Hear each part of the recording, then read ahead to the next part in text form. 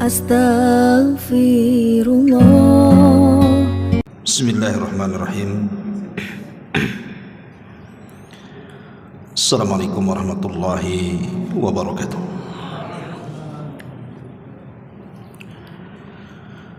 Alhamdulillah, wassalatu wassalamu ala rasulillah wa ala alihi wa sahbihi wa mawalah wa la hawla wa la quwata illa billahi wa ba'd. Alhamdulillah, segala puja dan pujiannya milik Allah subhanahu wa ta'ala. Salawat dan juga salam kita hadiahkan kepada Rasul kita Nabi besar Muhammad sallallahu alaihi wa ala alihi wasallam. Pembahasan di malam hari ini kita akan membahas tentang 10 manusia atau 10 kelompok yang akan mendapatkan kedudukan terbaik di sisi Allah subhanahu wa ta'ala. Siapa mereka? Inilah yang kita akan bahas di malam hari ini. Tidak memperpanjang muqaddimah karena pembahasannya juga cukup panjang. Langsung saja yang pertama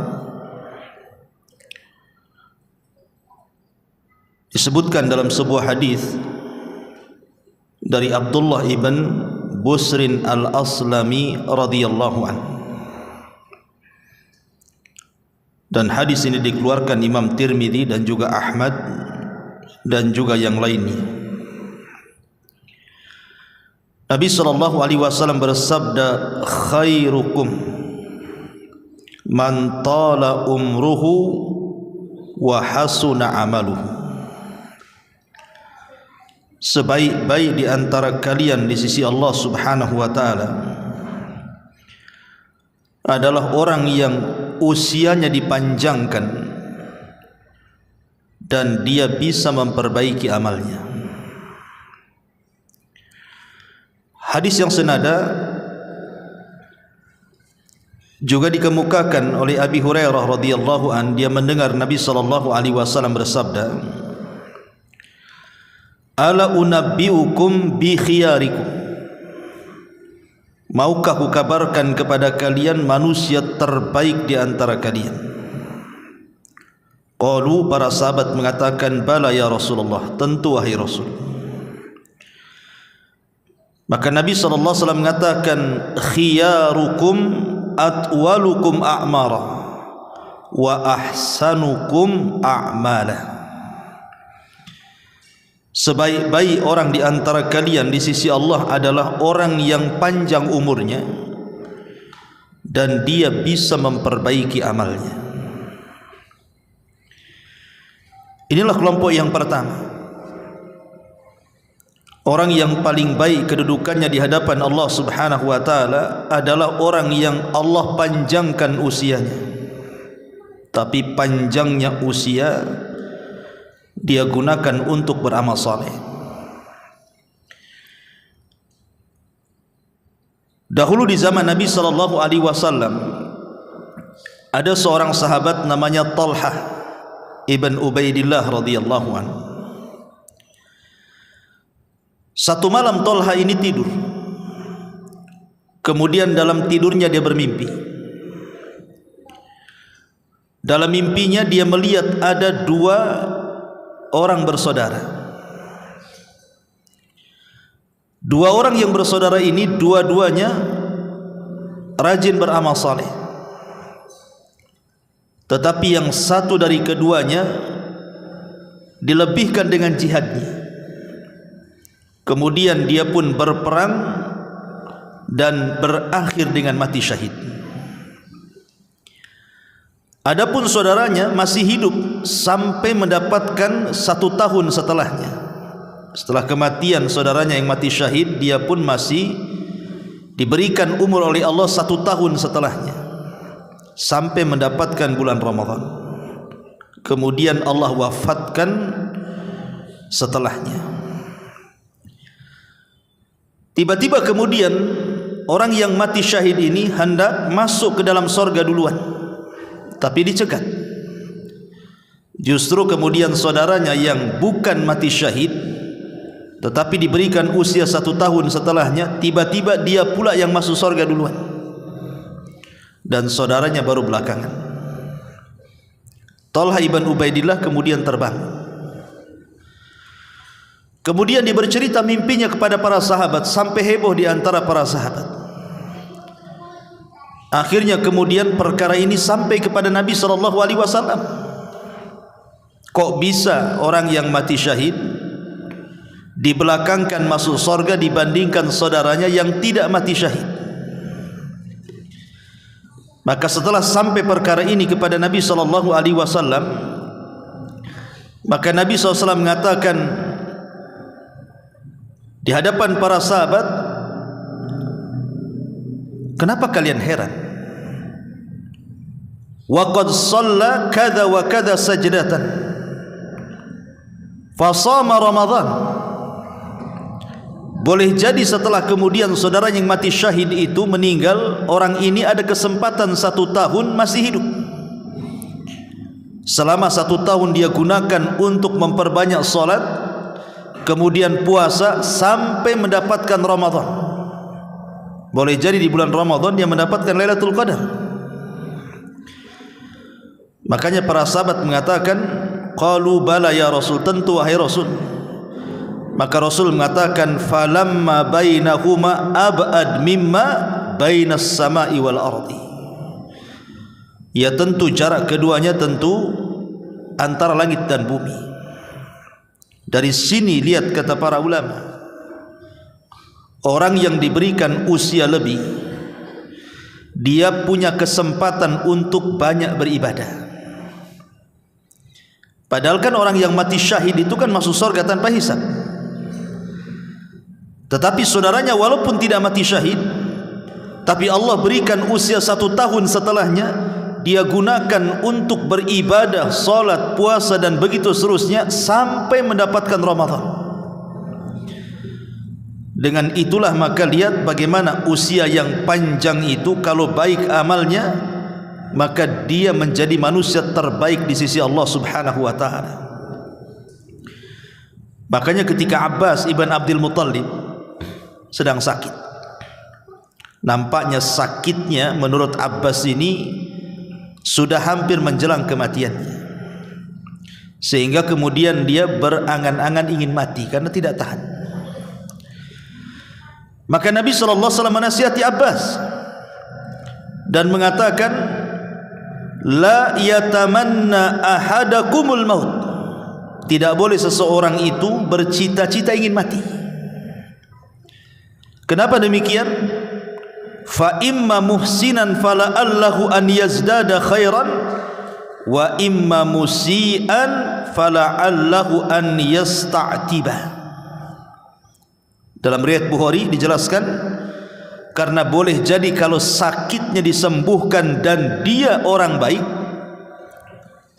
maka dengan diberikan usia panjang itulah dia bisa menambah ketaatannya kepada Allah. Tapi kalau dia orang jahat, kemudian disembuhkan dari penyakitnya, adalah kesempatan untuk bertobat. Ma'asyiral muslimin yang dimuliakan Allah Azza wa Jalla, dari sini tidak boleh seseorang itu berangan-angan ingin mati. Karena usia panjang, kalau niatnya kita untuk melakukan amal saleh dan ketaatan, maka akan menjadi manusia yang paling baik di hadapan Allah Subhanahu wa taala. Ini yang pertama.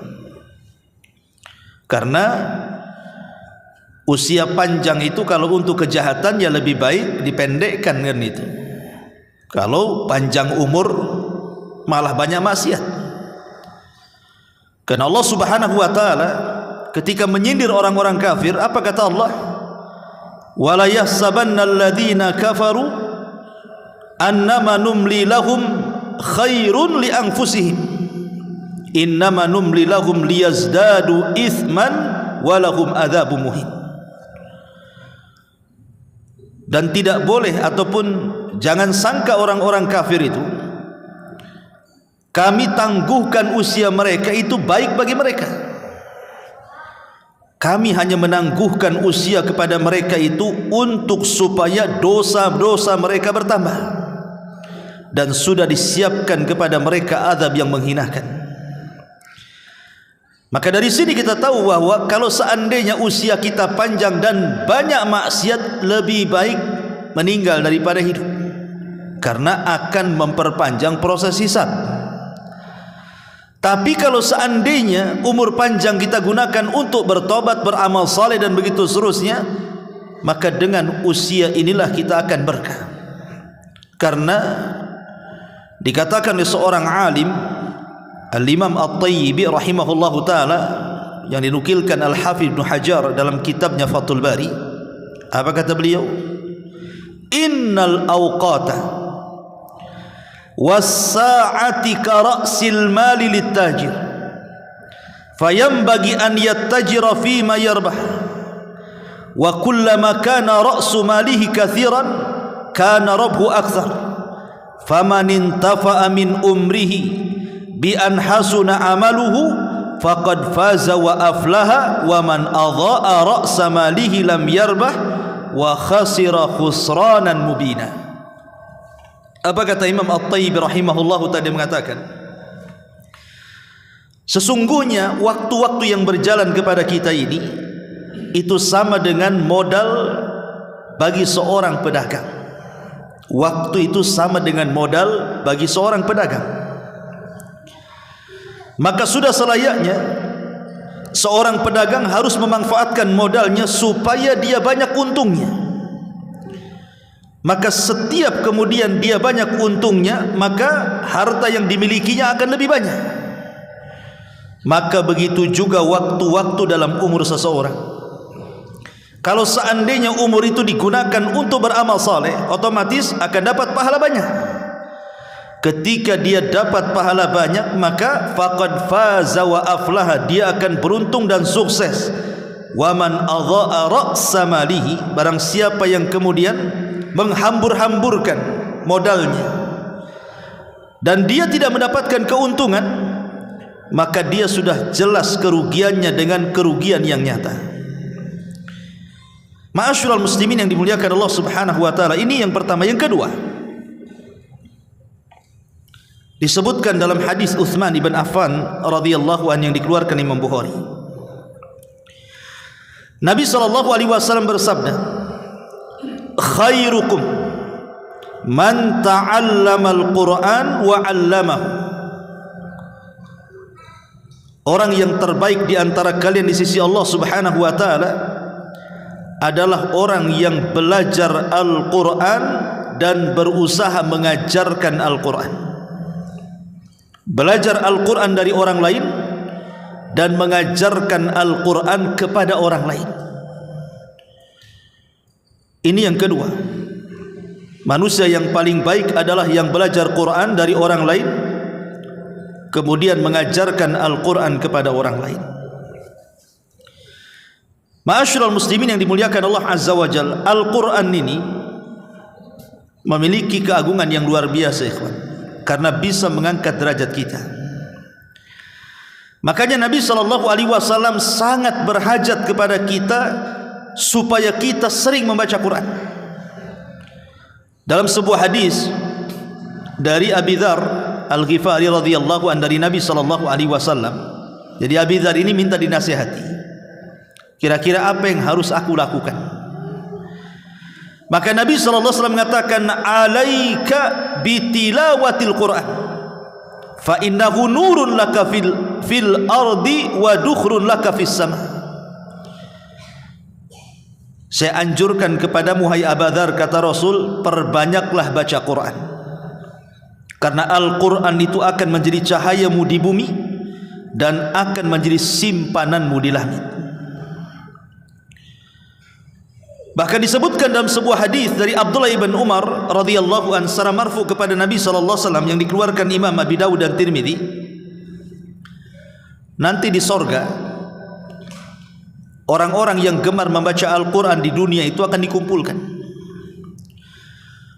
Kemudian dikatakan yuqalu li sahibil Quran, akan dikatakan kepada orang-orang yang cinta dengan Quran, iqra, baca, wartaq, naiklah. Allah akan berikan sayap di bahu-bahunya, kemudian disuruh terbang ke langit. Warattil, kemudian baca secara tartil, kama kunta turattil fid dunya, sebagaimana engkau tartilkan bacaanmu di dunia. Fa inna manzilataka inda akhiri ayatin taqrauha, karena kedudukanmu di sorga kelak itu ditentukan dengan akhir ayat yang kau baca di dunia. Dari sini kata para ulama, lihat bagaimana Allah Subhanahu wa taala mengangkat derajat para penghafal Quran, para pencinta Al-Quran, sehingga derajat mereka ditinggikan setinggi-tingginya oleh Allah Subhanahu wa taala di sorga. Makanya jangankan lagi cerita sorga, orang-orang yang suka membaca Al-Quran itu akan ditinggikan derajatnya di dunia, di kuburannya, dan di akhiratnya. Adapun di dunia, Nabi SAW mengatakan dalam hadis Abi Mas'ud radhiyallahu an, apa kata Rasul? Ya ummu al-qaum aqra'uhum li kitabillah. Yang berhak menjadi imam dalam solat adalah orang yang paling aqra' terhadap Al-Quran. Apa aqra' di sini? Banyak hafalannya, bagus bacaannya, kemudian bagus suaranya, maka orang ini harus dikedepankan jadi imam, karena orang ini berhak menjadi imam. Ini di dunia Allah Subhanahu wa taala berikan kedudukan bahwa orang yang seperti ini berhak menjadi imam. Adapun dalam kuburan, dijelaskan dalam hadis Jabir bin Abdullah radhiyallahu anhu yang dikeluarkan Imam Bukhari. Nabi SAW ketika menguburkan para syuhada, apa kata Nabi SAW? Ayyuhum akthar akhdan lil Quran. Siapa di antara para syuhada ini yang paling banyak hafalan Qurannya? Maka kemudian para sahabat mengisyaratkan kepada Fulan ibn Fulan. Maka Rasul mengatakan, dahulukan dia masuk ke dalam kuburan sebelum yang lainnya. Lihat bagaimana Rasul mendahulukan para penghafal Quran masuk ke liang lahat dibandingkan yang lainnya. Adapun di akhirat, tadi hadis yang kita baca, kelak di sorga para pembaca Quran itu di dunia akan diangkat derajatnya sampai ke derajat yang paling tinggi di sorga.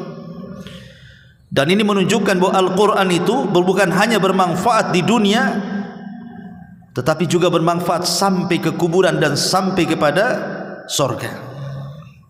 Oleh karena itulah maka jangan pernah malas membaca Al-Quran. Apalagi secara umum memang pahala membaca Quran itu satu huruf mendapatkan 10 kebaikan. Kalau setiap hari kita baca Al-Fatihah saja, ada berapa huruf itu kebaikan yang kita dapat? Apalagi kalau satu lembar, 2 lembar, apalagi sampai dihatamkan dalam sekian hari, tentu pahalanya jauh lebih banyak lagi. Kemudian yang ketiga adalah hadis yang dikeluarkan oleh Imam Al-Bukhari, di mana Nabi SAW diceritakan oleh seorang sahabat Nabi SAW, lam yakun Rasulullah SAW fahishan wala mutafahishan wa innahu kana yaqul inna khiyarakum ahasinukum akhlaqan. Nabi SAW tidak pernah berbuat keji dan tidak pula menyuruh orang untuk berbuat keji.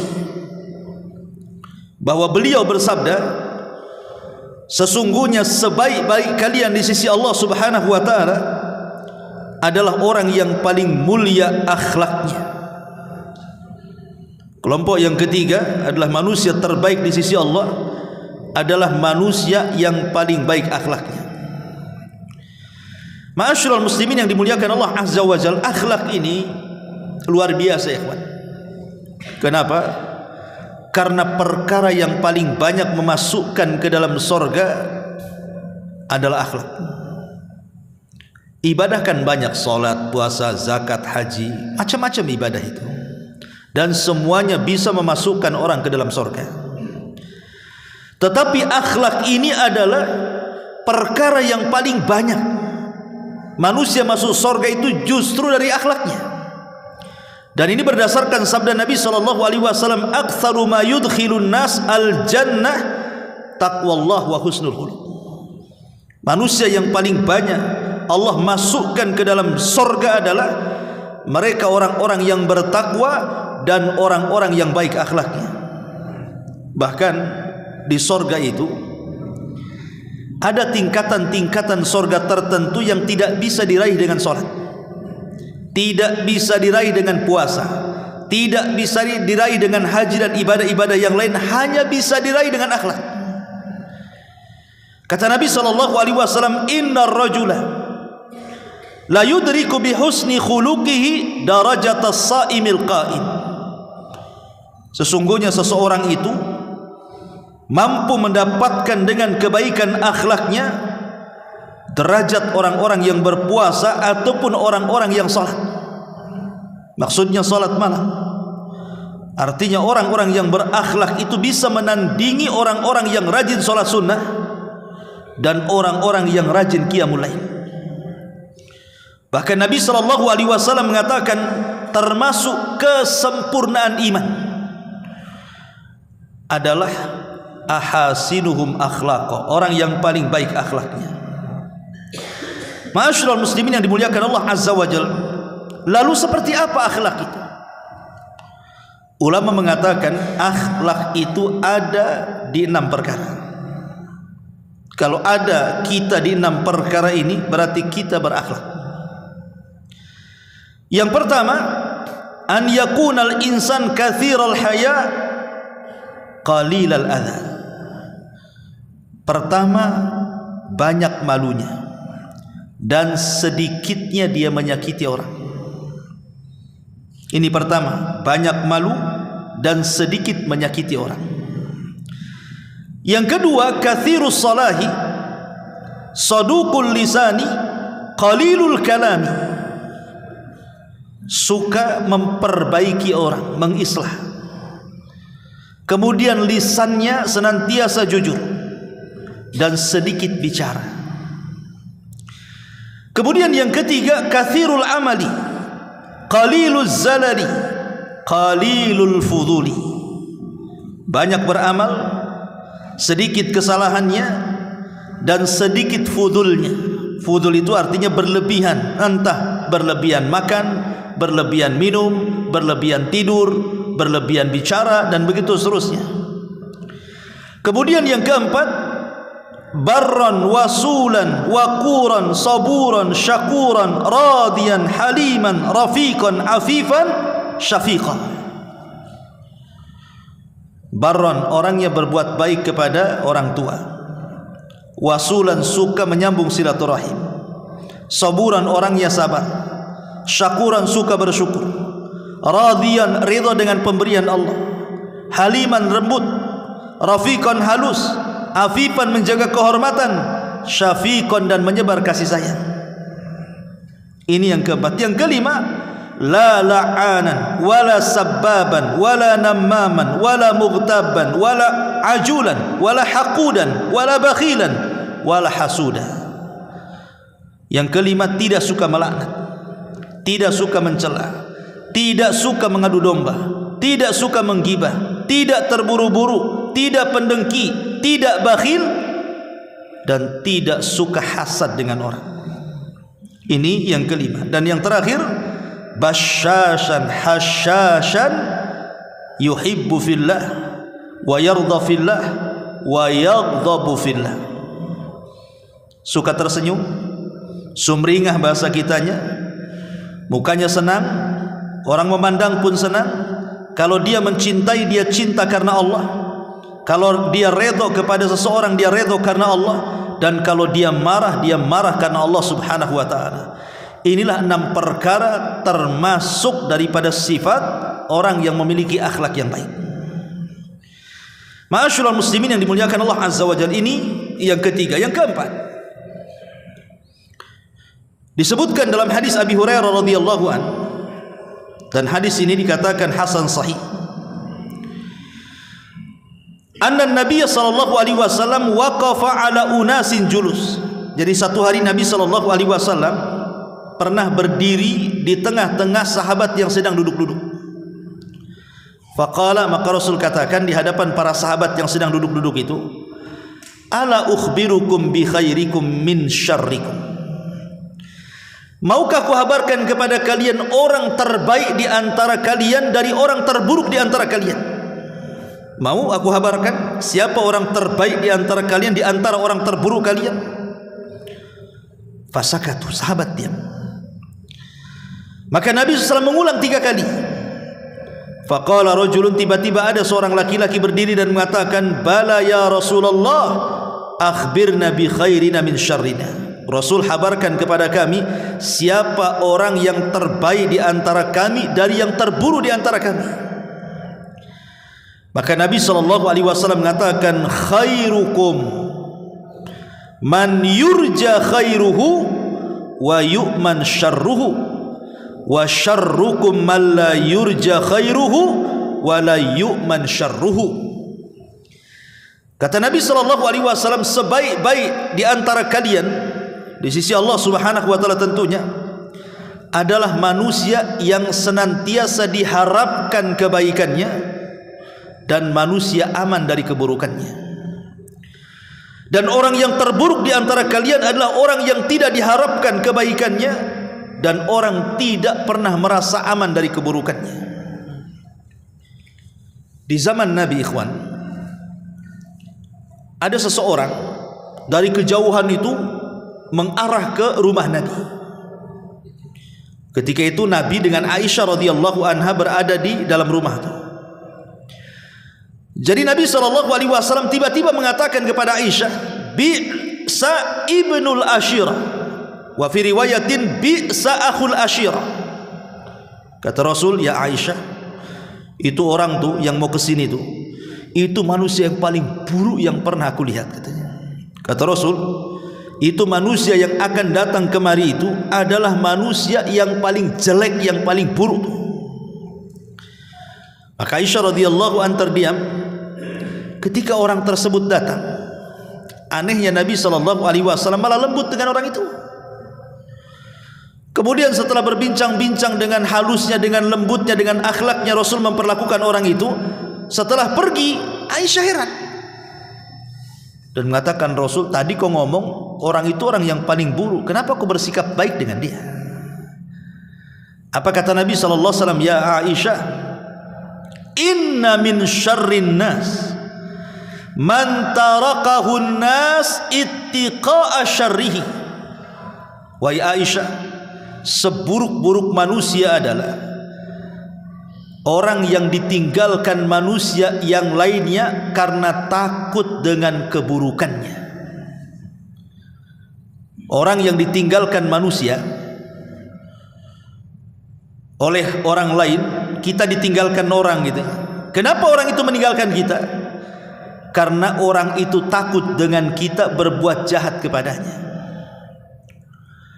Artinya kebalikannya, mafhum mukhalafahnya, kalau seandainya orang itu suka dengan kedatangan kita karena kita ini diharapkan kebaikannya, maka kita menjadi manusia terbaik di hadapan Allah Azza wa Jalla. Contoh umpamanya, kita ini sering bantu orang, entah dengan tenaga kita, dengan waktu kita, dengan uang kita, dengan sedekah kita, dan begitu seterusnya. Secara otomatis orang-orang yang dibantu itu mereka mengharap kedatangan kita. Ketika mereka susah, mereka selalu mengharap dalam otaknya, kapanlah dia datang bantu saya. Kalau saya ngomong kayaknya segan sudah banyak bantu. Maka orang yang diharapkan kebaikannya orang lain yang seperti ini adalah, kata Rasul, khairukum, kalian sebaik-baik manusia di hadapan Allah Subhanahu wa taala. Karena sebaliknya, kata Nabi, orang yang paling buruk adalah orang yang manusia ditinggalkan orang lain karena takut keburukannya. Lalu kenapa Nabi SAW berbuat baik kepada orang yang dikatakan dia orang paling buruk di hadapan Aisyah? Karena Rasul SAW berbuat baik itu supaya dia jangan berbuat jahat. Makanya kita berbuat baik sama dia. Sebab orang jahat kalau dijahati makin jahat kan. Tapi orang jahat kalau kita baikin, mudah-mudahan kejahatannya tidak sampai kepada kita. Itu maksudnya tujuan Nabi SAW bermuamalah baik dengan orang yang jahat yang dikatakan Rasul kepada Ummul Mukminin Aisyah radhiyallahu anha. Satu hari Abi Dzar Al-Ghifari datang kepada Nabi SAW. Kemudian mengatakan, "Ya Rasulullah, ara'aita in dha'iftu am ba'dil amal?" Rasul, bagaimana pendapatmu kalau aku tidak sanggup memperbanyak amal? Bagaimana pendapatmu kalau aku ini tidak sanggup banyak-banyak melakukan amalan? Mungkin ya hanya mencukupkan yang wajib-wajib saja. Adapun yang sunnah ini ya kadang-kadang dikerjakan, kadang-kadang tidak. Apa nasihat Nabi SAW? Dan ini juga nasihat bagi kita ya, yang kurang sunnah, kurang mengamalkan sunnah. Mungkin kita kurang sholat sunnahnya, kurang puasa sunnahnya, kurang sedekahnya, kurang baca Qur'annya, pokoknya kurang dari sunnah-sunnahnya lah. Bagaimana cara mengimbanginya? Maka Nabi SAW mengatakan kepada Abi Dzar ini, "Takuffu syarraka ya Aba Dzar anin nas, fa innaha sadaqatun minka ala nafsika." Kata Rasul, "Takuffa syarraka ya Aba Dzar anin nas." Cukup engkau tahan, jangan sampai engkau berlaku jahat kepada manusia, karena itu bentuk sedekah untukmu kepada Allah Azza wa Jalla. Jadi kalau seandainya kita ini tidak banyak beramal, maka usahakan jangan menyakiti orang, gitu maksudnya. Jangan menggibah orang, jangan menghina orang, jangan melaknat orang, jangan namimah kepada orang, jangan hasad kepada orang, jangan dengki kepada orang. Begitu maksudnya, supaya kekurangan kita dari segi amalan-amalan sunnah itu bisa ditempel dengan cara seperti itu. Ketika ada niat jahat tidak jadi, ketika mau mengucapkan kalimat kotor tertahan, ketika mau gibah tidak mau. Justru itu yang bisa menandingi amalan-amalan yang kita tinggalkan dari amalan-amalan sunnah itu. Ma'asyiral muslimat yang dimuliakan Allah Azza wa Jalla. Makanya ada seorang ulama salaf namanya Yahya ibn Mu'adz rahimahullahu ta'ala mengatakan, "Liyakun hadzal mu'min minka thalathatan." Hendaklah seorang mukmin itu harus punya 3 akhlak. Hendaklah seorang mukmin harus punya 3 perkara dalam hidupnya. Pertama, illam tanfa'hu fala tadurhu, wa illam tafrahu fala taghumma, wa illam tamdahu fala tadhummahu. Kalau engkau tidak bisa memberikan manfaat kepada orang, jangan mencelakakan orang. Kalau engkau tidak bisa membahagiakan hati orang, jangan membuat dia bingung ataupun stres gara-gara kita. Dan kalau kita tidak bisa memuji orang, jangan pula kita mencela orang. Apa kata Yahya bin Mu'adz? Kalau engkau tidak bisa memberi manfaat kepada orang, jangan menyakiti. Kalau engkau tidak bisa membahagiakan, jangan buat sedih. Kalau engkau tidak bisa memuji, jangan mencela. Inilah akhlak seorang mukmin. Ma'asyiral muslimin yang dimuliakan Allah Azza wa Jalla. Ini yang keempat. Yang kelima, hadis yang dikeluarkan dalam Sahihul Jami dan disahihkan oleh Syekh Nasiruddin Al-Albani rahimahullahu taala. Nabi SAW mengatakan, "Khairukum man at'ama at-ta'ami wa radda as-salam." Orang yang paling baik di antara kalian di sisi Allah adalah orang yang suka memberi makan kepada orang lain dan suka menjawab salam dari salamnya orang lain. Anas bin Malik radhiyallahu an menceritakan ada seorang laki-laki datang kepada Rasul. "Rasul, alimni amalan yudkhilanil jannah." Bisa enggak kau ajarkan satu amalan atau amalan-amalan apalah terserah yang dengan amalan itu Allah masukkan aku ke surga. Maka Nabi SAW mengatakan, at'imi ta'am, kau harus beri makan orang yang membutuhkan. Wafsus salam, sebarkan salam. Wa ati bil kalam, perbaiki santunkan ucapan. Wa sholli bil laili wan nasu niyam, salatlah di malam hari ketika manusia tertidur. Kata Rasul, tadkhulul jannata bis salam, maka engkau akan masuk surga dengan selamat. Dan 4 poin ini adalah 4 poin yang pertama kali dikhutbahkan Rasul saat hijrah dari Makkah ke Madinah. Dan Nabi SAW ketika pertama kali khutbah di Kuba, 4 poin inilah yang dikhutbahkan Rasul SAW. Wahai manusia, berikan makan kepada orang-orang yang membutuhkan.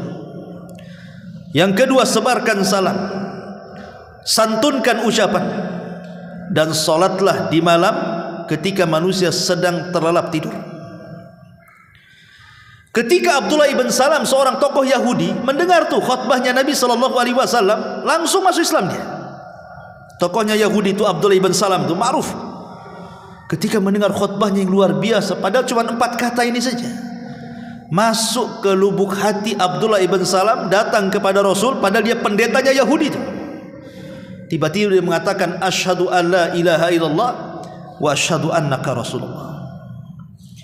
Kenapa Nabi SAW bicara seperti itu? Coba dalam mukadimah khutbahnya ketika hijrah dari Makkah, beliau meriwayatkan dari Abdullah ibn Umar radhiyallahu an, Nabi SAW bersabda, salasun muhlikat wa salasun munjiyat wa salasun kafarat wa salasun darajat.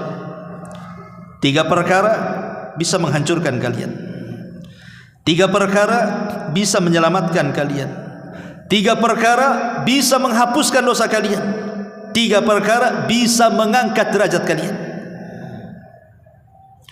Adapun 3 perkara yang menghancurkan, fasyukhun muta wa hawan muttaba wa ijabul mar'i binafsi,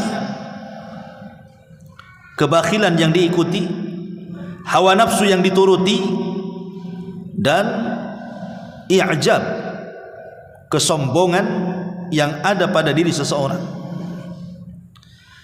Adapun 3 yang bisa menyelamatkan, fal adlu fil ghadabi war ridha wal qasdu fil faqri wal ghina wa khasyatullah fi sirri wal alaniyah. Adapun 3 perkara yang bisa menyelamatkan, adil saat marah, berbuat adil saat marah. Karena biasanya orang yang marah itu tidak adil. Biasanya kalau orang lagi marah, emosi, tidak akan berbuat adil dia. Tapi kalau dia ingin selamat, adillah saat Anda sedang marah. Yang kedua, sederhanalah, baik Anda fakir ataupun kaya. Dan yang ketiga, takutlah kepada Allah, baik di waktu sendirian ataupun terang-terangan. Adapun 3 perkara yang bisa menggugurkan dosa, intidarus salah ba'da salah, menunggu salat setelah salat, wa isbagil wudu, yang kedua menyempurnakan wudu, dan yang ketiga naqlul aqdam ilal jamaat, berusaha melangkahkan kaki menuju masjid untuk melaksanakan salat jamaah. Adapun yang ketiga yang bisa, yang keempat yang bis, 3 perkara yang bisa mengangkat derajat, di sini syahidnya. Pertama, it'amut ta'am, memberi makan. Yang kedua, ifsa'us salam, menyebar salam. Dan yang ketiga, wassalatu bil laili wan nasu niyam, salat malam ketika manusia sedang tertidur. Maka di antara yang mengangkat derajat kita adalah memberi makan dan menyebarkan salam. Taib, ini yang kelima. Yang keenam, disebutkan juga di dalam kitab Sahihul Jami dan disahihkan oleh Syekh Albani rahimahullahu taala, Nabi SAW bersabda, khairun nasi dzul qalbil mahmum wa lisan as-sadiq. Qalu saduqul lisan na'rifuhu ya Rasulullah, fama mahmumul qalbi? Qala huwa an-naqiyyu taqiyyu la ithma alayhi wala baghiya wala ghilla wala hasad. Kata Nabi SAW, sebaik-baik manusia di sisi Allah adalah mereka orang-orang yang memiliki hati yang mahmum dan lisan yang jujur. Sahabat bertanya, Rasul, kalau lisan jujur kami tahu, hati yang mahmum itu apa? Jadi kalau lisan yang jujur, kata sahabat, kami sudah tahulah itu definisinya. Lah, hati yang mahmum itu seperti apa? Maka Nabi SAW mengatakan hati yang mahmum adalah an-naqiyat taqiyya la ithma alaihi wala bagya wala ghilla wala hasad. Orang yang memiliki hati yang sangat bersih dan bertakwa kepada Allah, tidak ada dosa, tidak berbuat zalim, tidak ada kebencian, dan tidak ada hasad. Maka orang yang seperti ini adalah sebaik-baik manusia di sisi Allah Subhanahu wa taala. Orang-orang yang memiliki hati yang bersih. Karena hati bersih itu hati penduduk surga. Hati penduduk surga itu satu hati. Makanya kenapa sebelum orang masuk surga itu, di situ ada kisos diulang. Pengulangan kisos yang pernah dilakukan kisos di dunia diulang lagi itu. Supaya mencapai keadilan yang hakiki, sehingga ketika orang itu sudah melangkahkan kakinya ke sorga, tidak ada lagi kedengkian dalam hatinya. Wa nazza'na ma fi sudurihim min ghillin ikhwana. Kami cabut tuh perasaan-perasaan dengki penduduk sorga itu, sehingga masuk ke dalam sorga ikhwana, mereka bersaudara, satu hati. Dan memang membersihkan hati ini sulit sekali. Kalau antum punya mobil, tinggal dibawa ke karwas saja, sebentar dah bersih. Kalau rumah antum kotor, datangkan pembantu, bayar 1 juta 1 hari, bersih kinclong. Baju kita kotor, tinggal dilondrikan, langsung bersih. Masalahnya kalau hati kotor ini, macam mana cara bersihkannya? Antum minum Baiklin, matilah antum ya. Macam mana caranya? Sehingga membersihkan hati itu perkara yang sulit sekali. Perlu mujahadah, adanya kesungguhan dalam bersihkan hati itu. Contoh saja hasad. Saya, antum atau siapapun memiliki hasad. Tidak ada manusia kecuali ada hasad di hatinya. Ingatnya, tidak ada manusia kecuali ada hasad di hatinya. Tapi bagi orang baik, hasad itu tidak memadaratkan dia. Hasad itu menjadi bahaya ketika orang itu jahat. Kalau sekedar hasad saja, seseorang menginginkan seperti orang lain, itu kan hasad. Umpamanya kita lihat tetangga kita beli mobil, pengen juga punya mobil. Tetangga kita bangun rumah bagus, pengen juga punya rumah bagus. Itu kan hasad artinya. Kalau bukan hasad apa namanya? Tetapi kalau hasad ini dimiliki orang baik, tidak ada masalah, karena hanya keinginan saja. Tapi kalau hasad ini dimainkan orang jahat, mulai bercita-cita tamanni zawalin ni'mah, berangan-angan nikmat orang lain hilang, apalagi lebih buruk daripada itu supaya berpindah kepada dia, itu yang jadi masalah. Makanya orang hasad itu hatinya sakit ya kawan. Di zaman Khalifah Mu'tasim, ada Arab Badui, dia pandai bersyair. Jadi Arab Badui ini disukai sama khalifah. Jadi kadang-kadang diundang tuh, datangkanlah si Arab Badui itu ke istana katanya, biar dia bersyair di hadapanku, aku suka bahasanya. Jadi selalu datang Arab Badui itu menghibur khalifah. Rupanya apabila sang Badui ini menghibur khalifah dengan syair-syair Baduinya itu, adalah satu menteri tidak suka. Kata satu menteri, aku loh berpuluh-puluh tahun mengabdi kepada raja, tidak pernah aku duduk di samping dia tuh. Ini si Badui pula katanya, tidak punya kedudukan dari desa, kok dia bisa akrab pula dengan khalifah. Mulai hasad dia, hasad hatinya. Akhirnya dia merencanakan sesuatu. Dengan cara apa? Jadi satu hari raja ini meminta kepada sang menteri ini untuk memanggil Arab Badui menghibur khalifah. Di sini ada kesempatan membuat makan. Dengan cara apa? Diajak makan ke rumahnya, ke rumah sang menteri itu. Kemudian dikasih makan makanan banyak sekali, tapi semua makanannya itu berbau. Jadi menyisakan bau di mulutnya. Mungkin kalau sekarang ini makan pete, makan jengkol, makan apa yang kalau ngomong itu habis makan itu keluar baunya. Karena tahu dia akan menghadap khalifah. Dibuat bau mulutnya. Lah sebelum Arab Badui ini datang kepada khalifah, si menteri ini sudah duluan datang kepada khalifah dan mengatakan, "Ya khalifah, ada kabar yang tidak enak bagimu tentang Arab Badui itu." Kata khalifah, "Ada apa?" Dia kan orang baik, suka menghibur aku. "Iya. Tapi tahu enggak wahai Khalifah Mu'tasim, si Arab Badui itu memfitnah kamu di luar sana, bau mulutmu bau," katanya. Jadi menuduh khalifah mulutnya bau.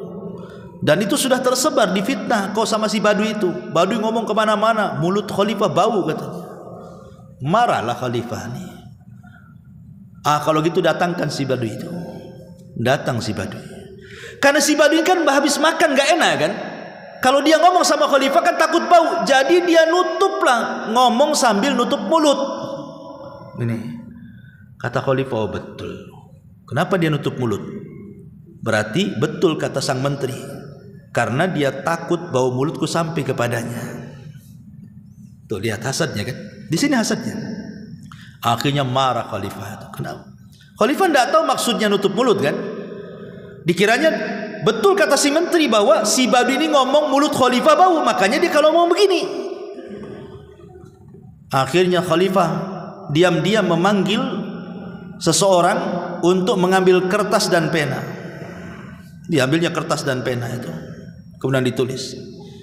Sesampainya surat ini, penggal kepala si Badui ini katanya. Itu isi suratnya. Si menteri dari kejauhan melihat khalifah memberikan kertas kepada si Badui karena sudah hasad. Apa ini, saya sudah bilang si Badui ini fitnah khalifah, kok sekarang dia dapat hadiah pula dari khalifah ini. Jangan-jangan kertas itu disuruh mengambil harta.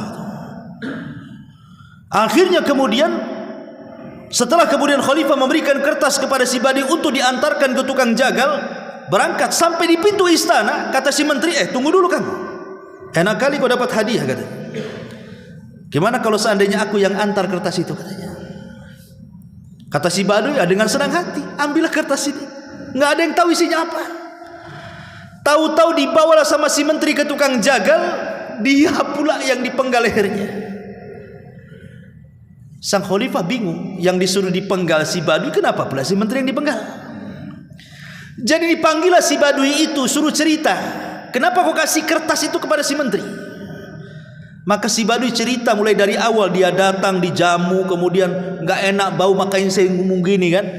Akhirnya khalifah baru tahu kelicikan sang menteri. Apa kata dia? Dia mengatakan, "Alangkah adilnya hasad itu," katanya. Alangkah adilnya hasad itu. Hasad itu sudah berbuat adil katanya. Makanya ada istilah halakal hasid qoblal masud. Terkadang orang yang hasad itu lebih hancur dibandingkan orang yang dihasadi kan. Walaupun tak jarang orang yang dihasadi bisa hancur gara-gara hasad. Karena hasad ini bagian daripada sihir masalahnya. Lahir padanya penyakit ain. Makanya kita disuruh berlindung kepada hasad seperti berlindungnya kita kepada setan. Min syarri hasidin idza hasad. Itu contoh penyakit hati. Maka orang yang terbaik adalah orang yang hatinya bersih, bukan hanya dari hasad, dari semua penyakit hati. Kata Rasul, itulah sebaik-baik manusia di sisi Allah Subhanahu wa taala. Ini yang ke-6, yang ke-7. Disebutkan juga dalam Sahih Adabil Mufrad. Adabil Mufrad adalah karya Imam Bukhari selain daripada Sahih, kitab As-Sahih, Adabil Mufrad. Nabi sallallahu alaihi wasallam bersabda, "Khairul ashabi indallahi khairukum li sahibihi." Sebab kalau kita mencintai seutuhnya, sekali ada masalah, sakitnya itu dalam kali. Sebagaimana kita benci seutuhnya, mau berkawan itu sulit sekali. Makanya cintai sekedarnya, benci sekedarnya. Karena terkadang orang yang dicintai bisa benci, terkadang orang yang dibenci pula bisa kita cintai. Begitulah sederhana dalam bersikap itu maksudnya. Makanya kalau kita lihat para sahabat Nabi sallallahu alaihi wasallam yang tadinya hendak membunuh Rasul, tiba-tiba menjadi sahabat Rasul. Contoh Zubair ibn Mut'im radhiyallahu anhu. Itu sudah bermaksud membunuh Nabi dari Mekah itu, dia sudah titipkan keluarganya. Kemudian dia bawa pedang dari Mekah berjalan ke Madinah. Sampai di kota Madinah pas waktu maghrib, itu kesempatan membunuh Nabi karena Rasul sedang sholat maghrib dan masjidnya gelap dan orang sholat tidak bersenjata, apalagi di kota Madinah, dan tidak ada yang curiga dengan dia. Ketika dia menyelinap di samping masjid dan sudah ada kesempatan menghunus pedang menyerang Rasul, tiba-tiba Nabi SAW di sholat maghrib itu membaca surah Toha sampai kepada ayat am khuliqu min ghairi syai'in am humul khaliqun am khalaqus samawati wal ardi bal la yuqinun. Apa kata Jabir? Hatta kada qalbi an yatir, hampir-hampir hatiku terbang mendengar ayat itu. Setelah itu dia sarungkan pedangnya menunggu Rasul selesai sholat maghrib. Setelah sholat maghrib dia datang kepada Rasul dan mengatakan asyhadu an la ilaha illallah wa asyhadu annaka rasulullah. Ya Muhammad, dulu tidak ada manusia yang paling kubenci kecuali kamu, sekarang tidak ada manusia yang paling aku cintai kecuali kamu. Lihat, ma'asyiral muslimin yang dimuliakan Allah Azza wa Jalla. Jadi bersahabat itu penting, karena seseorang itu terkadang perlu berteman. Tetapi ingat bahwa agama kita pun bisa terpengaruh dengan agama teman. Kata Rasul, al-mar'u ala dini khalili, seseorang itu tergantung agama kawannya. Uqbah bin Abi Mu'aid itu penggemar Nabi, walaupun di atas kejahiliahannya, di atas kesyirikannya, tapi dia suka bersenandung syair. Dan apabila dia mendengar Al-Quran yang dibacakan Rasul, disangka syair, sehingga dia suka dengan lantunan-lantunan Al-Quran itu. Akhirnya jatuh cinta dengan Nabi, tapi tak mau masuk Islam, hanya suka kalau Rasul ngaji. Lama-lama suka dengan Nabi, tapi tak mau juga masuk Islam. Uqbah bin Abi Mu'aid nih, pokoknya dia suka ketemu Nabi, suruh baca Quran, didengar sama dia. Jadi satu hari, karena dia saking sukanya dengan Nabi SAW, ingin menghormati Rasul dengan cara apa? Mengundang makan di rumahnya, dimasakkan masakan yang enak, kemudian diundang Nabi. Masalahnya ketika sampai di rumah, Nabi tak mau makan. Kata Uqbah, makan wahai Muhammad. Kata Rasul, tidak. Makanlah. Enggak, katanya. Dan aib kalau tamu tak mau makan, masalahnya. Kata Uqbah, bagaimana caranya supaya kau mau makan di rumahku? Kata Nabi SAW, bersyahadatlah wahai Uqbah. Kalau engkau bersyahadat, asyhadu an la ilaha illallah wa asyhadu anna Muhammad Rasul, aku akan makan. Karena aku ini seorang musyrik, tidak boleh makanan orang musyrik. Karena kan di zaman itu kan kita tahu bahwa makanan orang-orang Mekah itu makanan pokoknya daging kambing. Lain dengan Madinah kan itu ya. Dan kambing disembelih, sementara sembelihan orang musyrik haram kan gitu. Rasul tidak mau. Kecuali kau baca syahadat, baru aku mau. Terpaksalah Uqbah bin Abi Mu'aid membaca syahadat supaya Rasul mau makan. Akhirnya dia baca syahadat. Itu sebenarnya sudah langkah satu kan, dia dapat hidayah sebenarnya. Walaupun baca syahadatnya itu belum sepenuhnya dia ingin masuk Islam kan, hanya supaya Rasul makan saja. Karena terkadang niat itu nanti akan berubah di tengah jalan kan. Makanya kata Imam Syafi'i rahimahullahu ta'ala apa? Talabtul ilma li ajli dunya wa ya'bal ilmu illa an yakuna lillah. Dulu aku cari ilmu itu karena dunia, kata Imam Syafi'i. Karena Imam Syafi'i itu sejak kecil dia cari pondok yang gratis ya. Jadi dia hanya ingin makan aja di situ, bukan ingin belajar. Jadi dari pondok ke pondok itu cari yang gratisan aja, kata Imam Syafi'i itu. Tetapi setelah pinter, apa yang terjadi? Rupanya ilmu itu tidak mau dicari karena dunia, tetapi ilmu itu mau dicari karena Allah, katanya. Berubah niatnya kan. Boleh jadi orang itu awalnya karena dunia, di tengah jalan karena Allah. Bisa saja terjadi kan begitu. Seperti kata-kata Imam Syafi'i, talabtu al-ilma li ajli dunya, aku mencari ilmu awalnya karena dunia, wa ya'bal ilmu illa an yakuna lillah. Tapi ilmu tak mau kecuali dicari karena Allah. Jadi Uqbah bin Abi Mu'aid walaupun dia tidak ada niat masuk Islam, tapi dengan ucapan syahadat kan sudah selangkah dia masuk hidayah kan. Masalahnya Uqbah bin Abi Mu'aid ini CS-nya Umayyah bin Khalaf. Umayyah bin Khalaf ini tokoh keras kepada Nabi. Dia sekelas Abu Jahal, sekelas dengan Al-Walid, tokoh-tokoh Quraisy. Jadi Uqbah ini gengnya si Umayyah nih. Jadi si Umayyah ini dengar kawannya Uqbah ini mengucapkan 2 kalimat syahadat, dipanggil sama dia. Kata Umayyah, aku dengar kau membaca 2 kalimat syahadat, kau masuk kepada agama Muhammad ya. Kata Uqbah bin Abi Mu'ayyid, tidak. Iya, tidak. Saya mengucapkan itu supaya dia mau makan gitu saja kok. Katanya, supaya dia mau makan makanya saya bersahadat katanya. Oh tidak. Kau sudah masuk ke agama Muhammad. Berarti kau bukan geng kami lagi. Sudah gengnya Muhammad kau ini katanya.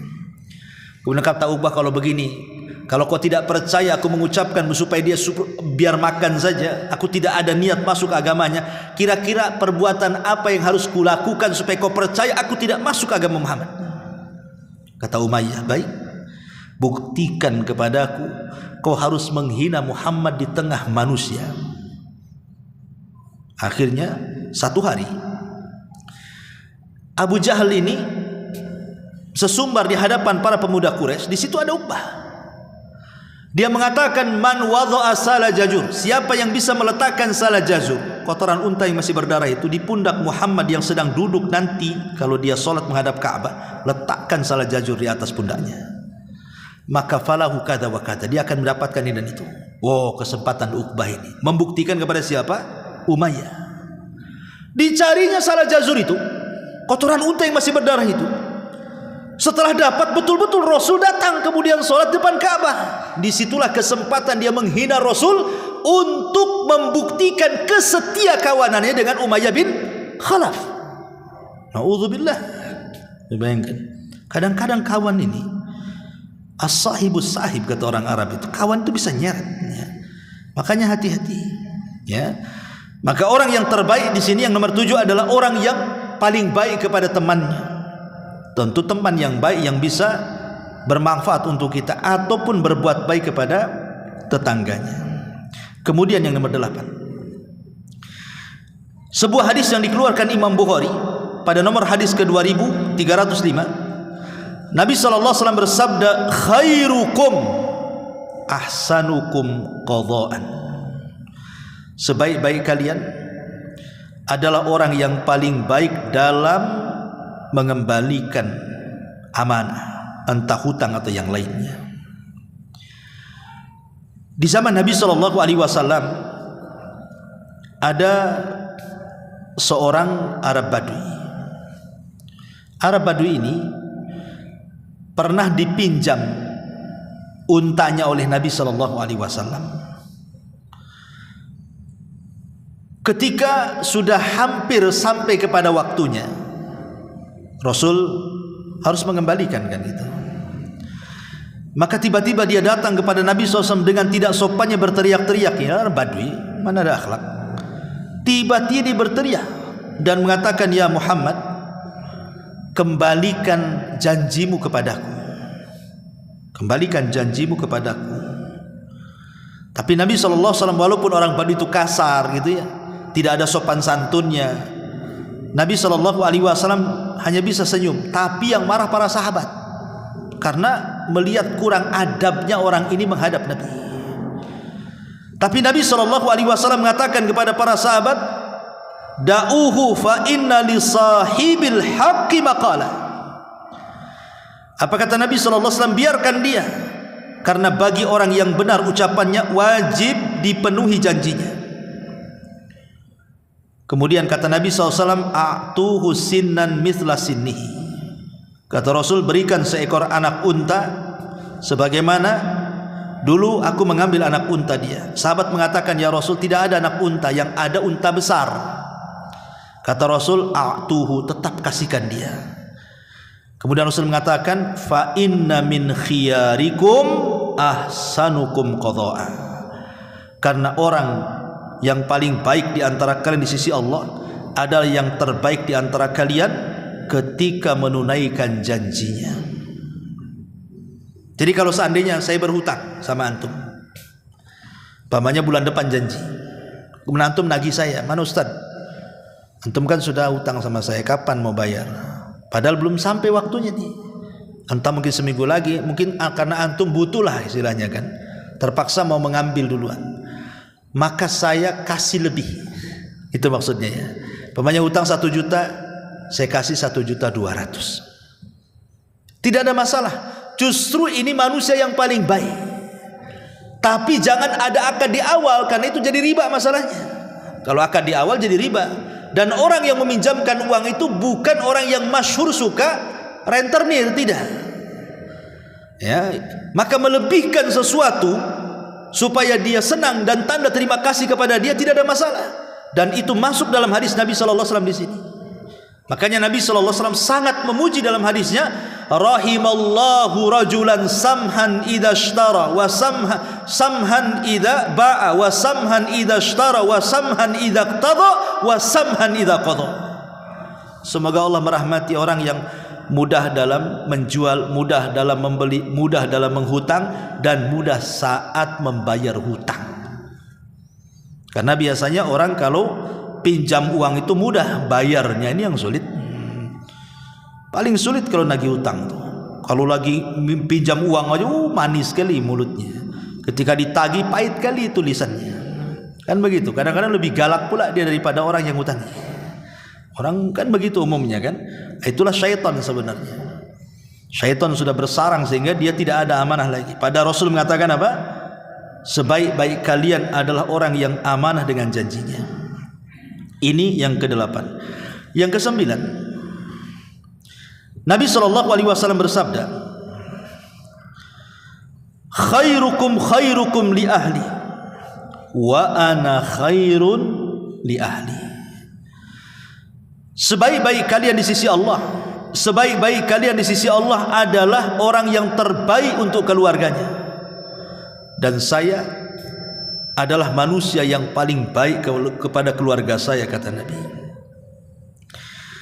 Maka yang ke-9 adalah orang yang terbaik di sisi Allah adalah orang yang bisa memposisikan diri kepada keluarganya dan dia memperbaiki keluarganya. Ku anfusakum wa ahlikum nara. Maka dijelaskan dalam sebuah hadis, ma dharaban nabiyyu sallallahu alaihi wasallam imra'atan lahu qat wala jalada khadiman lahu qat. Rasul tidak pernah memukul satu wanita pun. Rasul tidak pernah memukul satu pembantu pun.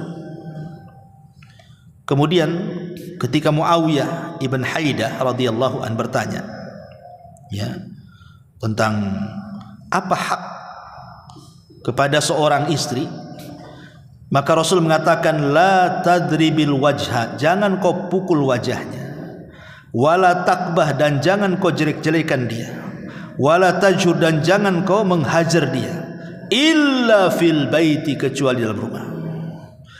Karena kebanyakan laki-laki kawan kalau tak ada iman, atau terkadang yang sudah ngaji juga, mungkin ngajinya baru atau gimana kan, terkadang dia bisa mukul keluarganya. Dan sasaran pukul mesti wajah kan begitu ya. Padahal Allah Subhanahu wa taala ketika menciptakan Adam itu, Allah bentuk Adam itu ala suratihi, wajahnya seperti bentuk yang sangat indah sekali. Makanya kenapa kemudian kita tidak boleh memukul wajah? Karena memukul wajah itu sama dengan menyakiti sang penciptanya Allah Subhanahu wa taala. Rasul itu hanya membolehkan memukul itu selain wajah, itu pun pukulan kepada keluarga itu dzarban ghairu mubarrih, kan begitu. Pukulan yang tidak berbekas, dan itu pun sudah las, artinya sudah tidak bisa lagi kita bersama. Bahasanya kan begitu. Karena pukulan itu sudah terakhir kan. Apa kata Allah Subhanahu wa taala? Apabila engkau takut istrimu itu melakukan nusuz. Nusuz itu ya selingkuh atau yang semacamnya. Yang pertama fa'idhuhunna, nasihati dulu. Kalau tidak bisa fahjuruhunna fil madhaji, baru kemudian pisah ranjang. Yang ketiga fadribuhun, jadi yang terakhir memukul itu. Makanya kenapa kemudian seseorang itu harus adil dalam keluarga kan? Apa kata Nabi SAW? La yafruqu mu'minun mu'minatan in kariha khuluqan radiyal akhar, kata Rasul.